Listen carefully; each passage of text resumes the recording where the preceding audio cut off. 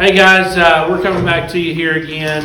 Mr. McPeak, Mr. Roverback, continuing with the COVID-19 online curriculum. We're going to talk a little more about just livestock evaluation as it relates to swine evaluation. And we've got a couple bears here that we're going to hop out here and talk to you about. Once again, as Mr. Roverback alluded to in the last video, what you guys are going to do.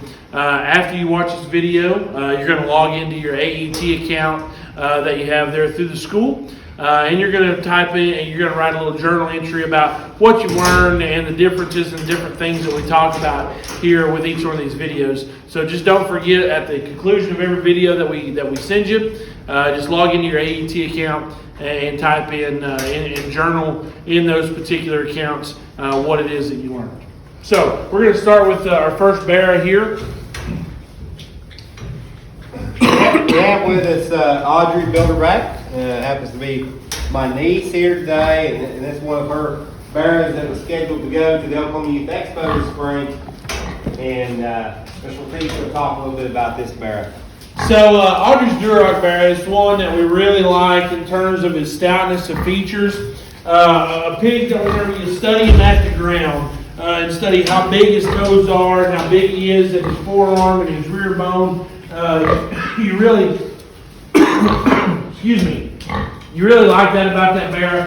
His length of stride is extremely good. He presents a really good look from the side, one that needs to be really elevated about his shoulder, and one that just gives you an ultra attractive look. If you want to change that bear for where he's at related to his size and weight right now, you would sure like to spread him in terms of studying him right here behind his shoulder blade, like we talked about, where you evaluate him from the muscularity standpoint.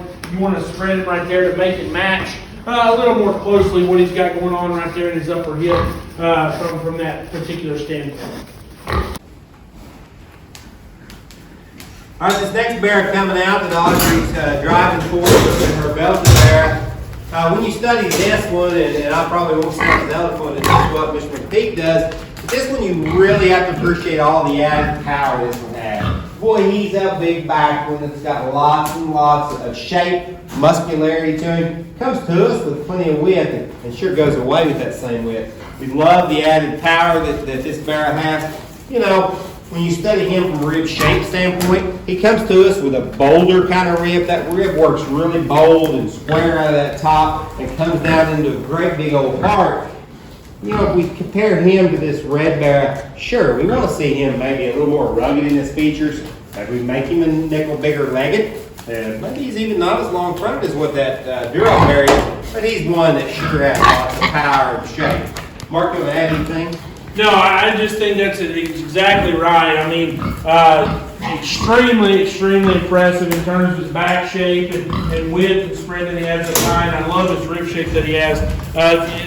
About the main area you get critical on this guy is his stoutness of features. One that still is sound and athletic in terms of his range of motion and athleticism. You like that about it. You just want to stack him up in his arm and his rear bone, just a nickel, but one that still reads very high quality in terms of muscularity, width, and balance, and having all the extras that we talk about in show bears today. Okay. All right, we're driving both these bears out here. You've got to keep in mind that they obviously, just like those steers we talked about in some of those earlier videos, they look a little bit different today than what they would have a couple weeks ago when they were tuned in to go to the Oklahoma Youth Expo. Maybe like to freshen them up just a nickel. They've been on some south feed, and I think maybe working pretty good on this bear here. That south feed's kind of softened him up. It'll be interesting to see these bears get harvested next week at Clinton Sons. They'll be going to White Deer, Texas next week and be turning into a great set of pork chops and sure some epic green chili German sausage. So it'll be interesting to see what they look like there. Hopefully we can get some videos of these bears when they're hanging on the rail. When you study this pair of bears together, it's interesting to see those differences in width, those differences in power. And when you see this, you can really see that difference in rib shape between the two bears. You can also tell that this red bear is sure more rugged in his features. He's bigger legged, really good pair of bears when it comes to those big differences. Mark, you want to add anything? I'll try. Yeah, you know, I'll try to drive this one. from a cuttability standpoint, like we talked about with those market steers, you know, we got a pair of bears here that are completely different in terms of the type and kind, in my personal opinion. You know, hogs that both have some good and some quality. The Belta bear is one that I feel like probably is going to harvest with a shot more muscularity and width and dimension. As you step in and study them from behind, like we talked about, right behind their shoulder blade, back out through their upper hip and their pin set, just a bear that has just more total pounds of product as you get in behind them and study them. But a really, really good pair of bears. Here as we close out, just a couple things we would like to say. You know, you guys just remember to log into your AET account there that you have online and go ahead and do your journal entries.